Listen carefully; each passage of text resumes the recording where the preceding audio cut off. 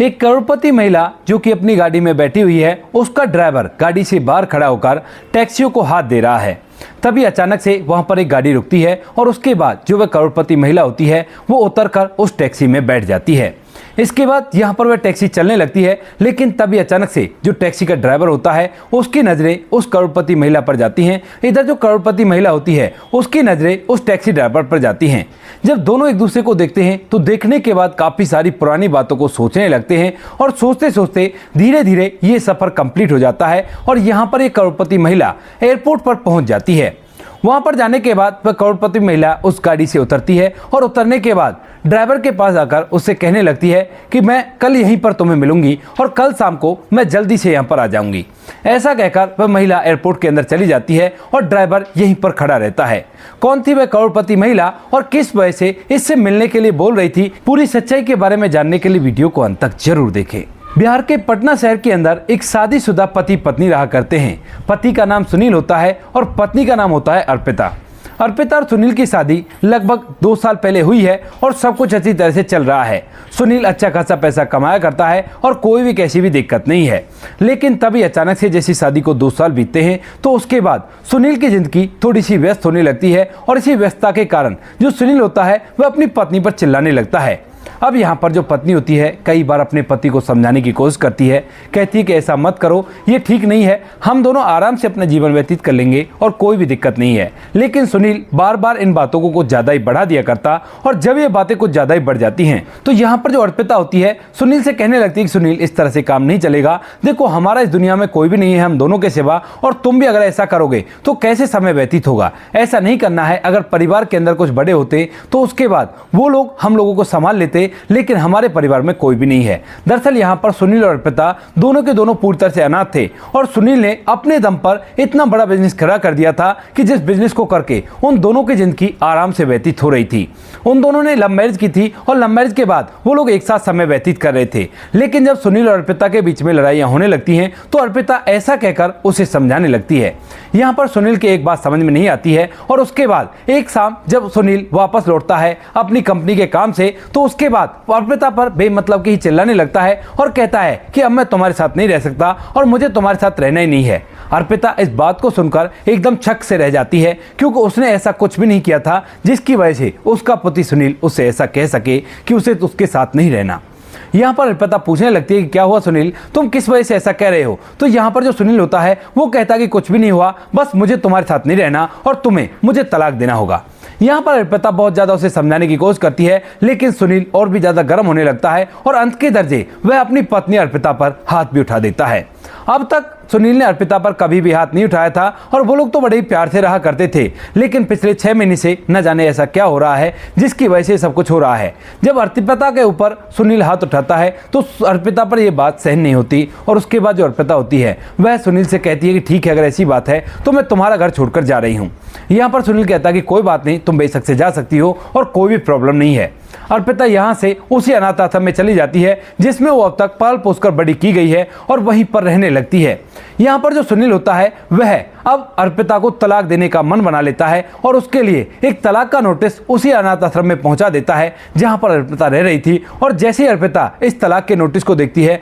तो पूरी तरह से हैरान और परेशान हो जाती है क्योंकि अब तक वो सोच रही थी कि उसका पति उसे मनाने के लिए आ जाएगा, लेकिन पति ने मनाने से तो साफ साफ मना ही कर दिया था, ऊपर से तलाक का नोटिस भी भेज दिया था। इसके बाद जो अर्पिता होती है उसे भी इस बात से थोड़ा सा गुस्सा आ जाता है। उसकी आंखों में आंसू तो होते हैं लेकिन दिल के अंदर एक अजीब सा गुस्सा भी होता है, जिस गुस्से की वजह से जो अर्पिता होती है वह अपने पति को तलाक देने का फैसला कर लेती है।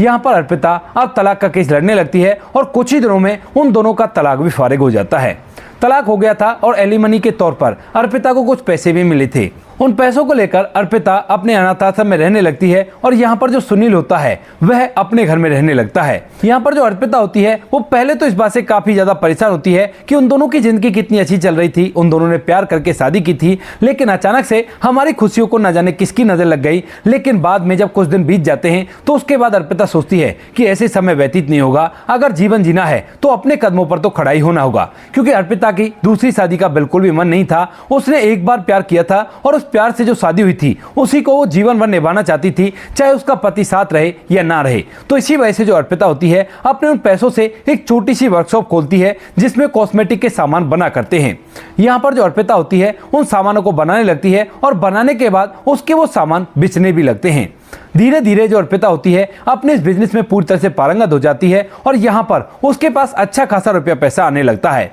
जो पहले छोटी सी वर्कशॉप उसने स्टार्ट की थी, उससे कई सारी ऐसी छोटी छोटी वर्कशॉप उसने घरों में खुलवा रखी हैं महिलाओं के काम करने के लिए, और साथ में कुछ बड़े लेवल की वर्कशॉप भी खुलवा रखी है। सारा कच्चा माल वहां पर चला जाया करता उन छोटी वर्कशॉप में, और उसके बाद वो बनकर वापस से उसके पास ही आ जाया करता और इस बड़ी वर्कशॉप के अंदर उसकी लेबलिंग वगैरह हुई करती और ब्रांडिंग वगैरह हुआ करती। अब तक अर्पिता को ये सब कुछ करते हुए 7 साल बीत चुके हैं और 7 साल के अंदर उसका कॉस्मेटिक का जो ब्रांड उसने लॉन्च किया था वो अच्छी तरह से आसमान छूने लगता है और अच्छा खासा रुपया पैसे कमाने लगती है। यहाँ पर अर्पिता के पास फिलहाल अपना एक बंगला है, जिस बंगले के अंदर वो पटना शहर के अंदर ही रहा करती है। यहाँ पर अर्पिता के पास अपनी एक गाड़ी है, जिस गाड़ी के अंदर वह इधर से उधर घूमा करती है अपनी छोटी छोटी वर्कशॉप पर घूमने के लिए। क्योंकि यहाँ पर अर्पिता को खुद से ड्राइव आया करती है, तो उसने कोई ड्राइवर तो नहीं रख रखा, लेकिन घर पर एक नौकरानी जरूर रख रखी है जो उसके घर को काम को किया करती है और उसके साथ अच्छी तरह से रहा करती है। तभी एक दिन की बात होती है, अर्पिता को एक मीटिंग के लिए दिल्ली जाना होता है। अब यहाँ पर जो अर्पिता होती है वह दिल्ली जाने के लिए जैसे ही घर से निकलने वाली होती है अपनी गाड़ी को लेकर,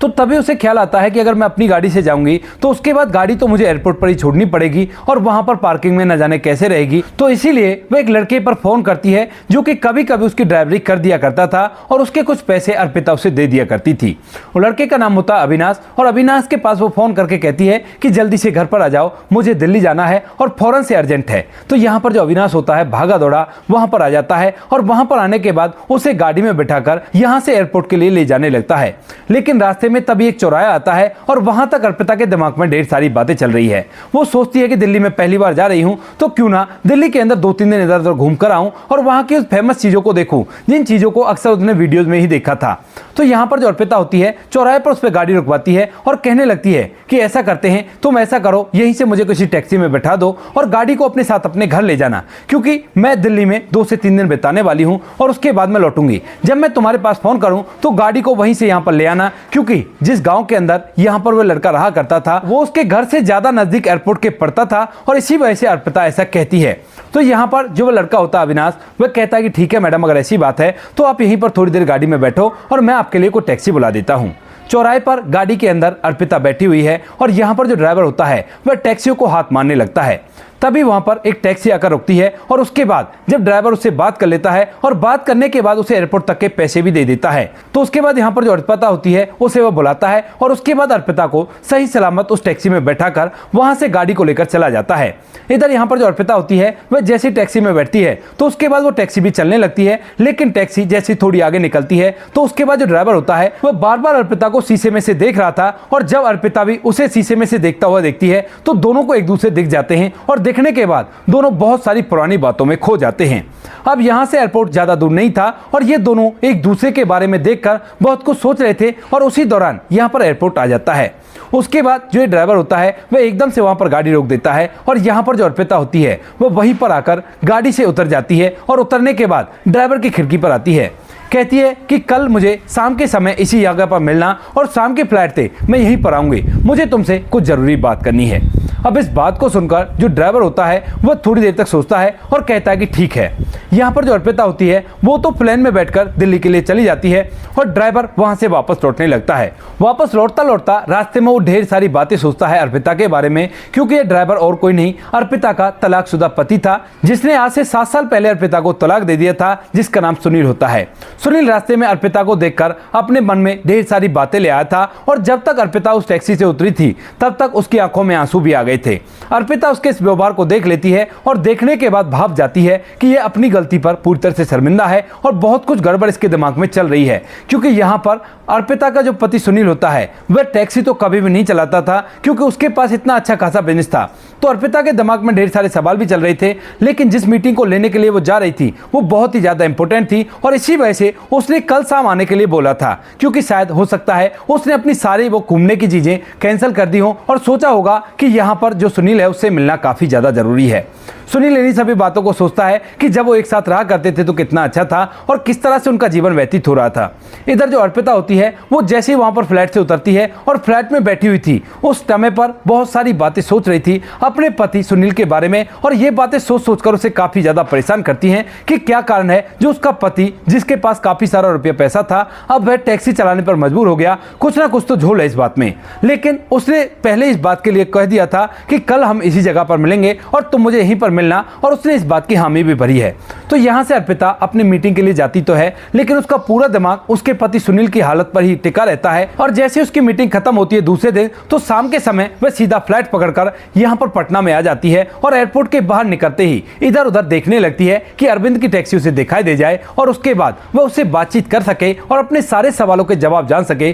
कि ऐसा क्या हुआ इसको जो ये इस तरह से अपनी जिंदगी जिया करता है। और वहीं पर सुनील खड़ा हुआ था। सुनील दूसरी तरफ मुंह करके सिगरेट पी रहा था, और उसके बाद जब सुनील पीछे मुड़कर देखता है तो अर्पिता उसकी तरफ बढ़ती हुई उसे दिखाई देती है, और उसके बाद यहाँ पर जो सुनील होता है उस सिगरेट को नीचे डाल देता है और पैर से बुझाकर ऐसा हरकत करने लगता है कि मानो उसने तो सिगरेट पी ही नहीं। अब इस बात को देखकर यहाँ पर जो अर्पिता होती है उसके दिमाग में एक पुरानी बात याद आने लगती है। दरअसल यहाँ पर सुनील पहले से सिगरेट नहीं पिया करता था। जब वह बिजनेस करने लगा और बिजनेस में कुछ छोटे मोटे घाटे बाड़े होने लगे, तो उन सभी चीजों को देखते हुए उसे थोड़ी सी टेंशन होती है, और इस टेंशन के चलते वह 2-4 कस कभी कभी लगा लिया करता था। जब अर्पिता को सुनील की इस हरकत के बारे में पता चलता है तो वह उसे इस आदत को छुड़वाने के लिए बोलती है, और इसके बाद जो सुनील होता है वह चुपके सिगरेट तो पिया करता है, लेकिन इन बातों को अर्पिता भी समझा करती है और इसी वजह से उसे ज्यादा कुछ नहीं कहा करती है, और उसकी सभी गलतियों को, जिस तरह से वो दिखाया करता था कि मैंने सिगरेट नहीं पी है और अपनी बदबू को छुपाने के लिए तरह तरह की चीजें खाया भी करता था, उन सभी बातों को नेग्लेक्ट कर देती है और सुनील के साथ खुश रहा करती है।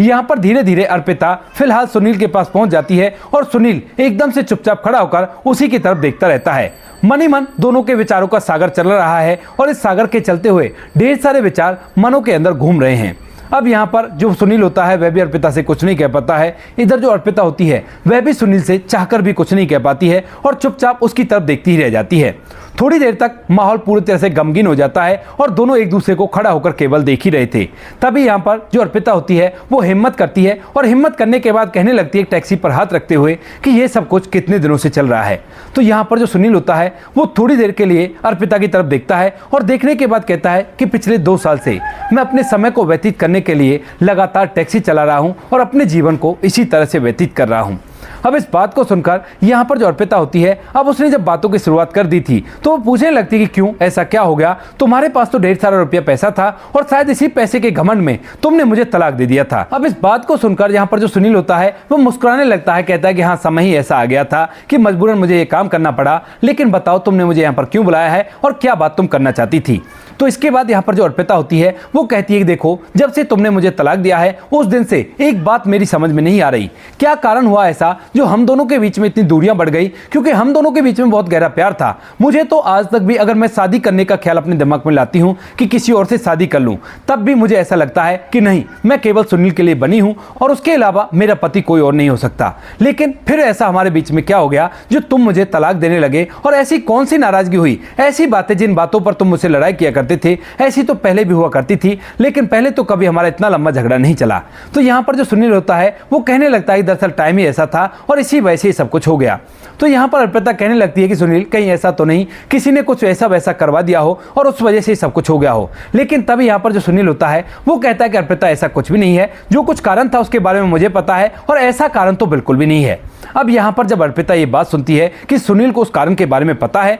तो उसके बाद वह कहने लगती है कि चलो हम दोनों अलग तो हो गए हैं, लेकिन अब मुझे कारण तो बता दो, क्योंकि हम दोनों के तलाक को 7 साल हो गए हैं। अगर कारण ऐसा हुआ कि जिससे मैं किसी और के साथ शादी कर सकूं, तो अपनी जिंदगी की उन खाली जगहों को भर सकती हूं जिन जगहों को ये पैसा नहीं भर सकता जो पैसा मेरे पास है। अब यहाँ पर जो सुनील होता है वो पहले तो कहता है कि नहीं कोई बात नहीं है, लेकिन यहाँ पर जब अर्पिता बार बार कहती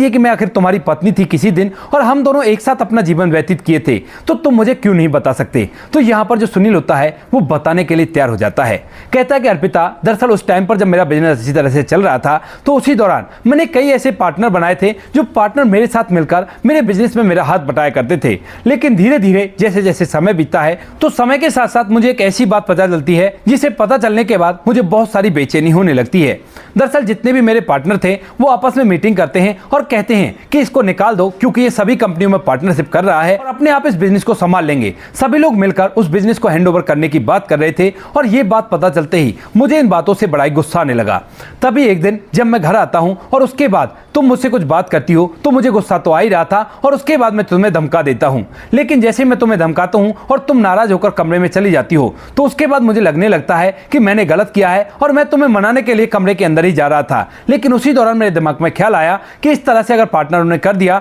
तो उसके बाद हो सकता है कि मेरा जीवन और भी ज्यादा गरीबी में व्यतीत हो और मैं नहीं चाहता था कि कभी भी तुम ऐसी गरीबी को देखो जिस गरीबी से मैं काफी दिन पहले जूझ चुका था और तुम भी गरीबी से जूझ चुकी थी। तो इसी वजह से मैंने उस दिन के बाद धीरे धीरे हम दोनों में दूरियां बढ़ानी स्टार्ट की, क्योंकि अगर मैं तुमसे डायरेक्ट कहता कि मेरी कंपनियां ठप होने वाली हैं और इसी वजह से मैं तुम्हें तलाक देना चाहता हूं तो बिल्कुल भी इस बात के लिए नहीं मानती और इसी वजह से मैंने ऐसा करके तुम्हें तलाक दे दिया। यहाँ पर अर्पिता जब इस बात को सुनती है तो एकदम से झरझर उसकी आंखों से आंसू बहने लगते हैं, क्योंकि यहाँ पर अर्पिता अब तक यही समझ रही थी कि उसका पति पैसों के घमंड में आकर उसे तलाक दिया है। उसे नहीं पता था कि उसका पति उसे गरीबी में नहीं धकेलना चाहता था। उसके बाद यहाँ पर जो सुनील होता है वो कहता है कि अच्छा किया जो तुमने उस टाइम मुझे तलाक दे दिया, वरना तुम भी मेरी तरह इसी तरह से धक्के खाती, क्योंकि मैं टैक्सी चलाकर अपना समय व्यतीत किया करता हूँ और पार्टनरों ने वो सब कुछ कर दिया जो सब कुछ वो बोल रहे थे। यहाँ पर सुनील की इस बात को सुनने के बाद यहाँ पर जो अर्पिता होती है वो अपनी आंखों के बहते हुए आंसू को पहुंचती है और पहुंचने के बाद कहने लगती है कि सुनील, अगर ऐसी बात थी तो तुम मुझे जरूर से बता देते, क्या तुमने हमारे प्यार को इतना कमजोर समझ लिया। तो सुनील अपनी आंखों में आंसू ले आता है और कहता है कि जो हो गया सो हो गया, लेकिन अब तुम खुश तो होना, अपनी जिंदगी को आराम से व्यतीत करो और भूल जाओ उन पुरानी बातों को। लेकिन तभी जो अर्पिता होती है वो कहती है कि नहीं, कैसे भूल जाऊं मैं पुरानी बातों को, क्योंकि तुम तो मेरी रग रग में बसे हुए हो और तुम मेरे पहले प्यार हो। तुम्हारे लिए ना तो मैंने आज तक शादी की है और ना ही कभी शादी करने का ख्याल मेरे दिमाग में आता है। अब अगर ऐसी बात है तो कोई बात नहीं, रुपए पैसे मेरे पास है, मैं अब भी करोड़पतियों की सी जिंदगी जिया करती हूँ। तुम ऐसा करो, मेरे साथ चलो और मेरे पास अपना बंगला है और वहीं पर रहना। आज से तुम्हें टैक्सी चलाने की बिल्कुल भी जरूरत नहीं है। अब इस बात को सुनकर सुनील कहने लगता है कि सच में अर्पिता? तो यहाँ पर अर्पिता कहती है कि हाँ सुनील, सच में ही ऐसा है और चलो मेरे साथ। इसके बाद जो सुनील होता है वहां से अर्पिता के साथ बैठकर उसके बंगले पर चला जाता है और जैसे उसके बंगले को देखता है तो उसकी आंखें फटी के फटी रह जाती हैं, क्योंकि यहाँ पर अर्पिता ने मेहनत करके इतना बड़ा साम्राज्य खड़ा कर लिया था जितना कभी सुनील का भी नहीं था और अब वो अच्छी तरह से अपनी जिंदगी को जिया करती है। ना तो उसका कोई पार्टनर है और सारी कमाई उसी के पास आया करती है। यहाँ पर जो सुनील होता है वहां पर आने के बाद अर्पिता और सुनील अच्छी तरह से रहने लगते हैं और दोबारा से शादी करके अपने जीवन को एक साथ ही व्यतीत कर रहे हैं। आज के समय में सुनील और अर्पिता के 2 बच्चे भी हैं और वो लोग दोनों के दोनों मिलकर उन्हीं कंपनियों को रन किया करते हैं जिन कंपनियों को अर्पिता ने कभी खड़ा किया था और अच्छी तरह से आज तक भी जीवन व्यतीत कर रहे हैं। तो दोस्तों ये थी आज की कहानी। आपको जैसी भी लगी कमेंट सेक्शन में बता देना। वीडियो अगर अच्छी लगी तो वीडियो को लाइक और चैनल को सब्सक्राइब जरूर करें ताकि हमें थोड़ा सा हौसला मिल सके आप लोगों के लिए ऐसी अच्छी वीडियो बनाने के लिए। इन कहानियों को सुनाने का उद्देश्य किसी को परेशान करना बिल्कुल भी नहीं है। ये कहानी आपको इसलिए सुनाई जाती है ताकि आप लोग इन कहानियों में से कुछ ना कुछ सीख सको और अपने जीवन में उस चीज़ को अप्लाई कर सको। मिलते हैं किसी नेक्स्ट वीडियो नए टॉपिक के साथ, तब तक के लिए जय हिंद, जय भारत, जय हिंदुस्तान।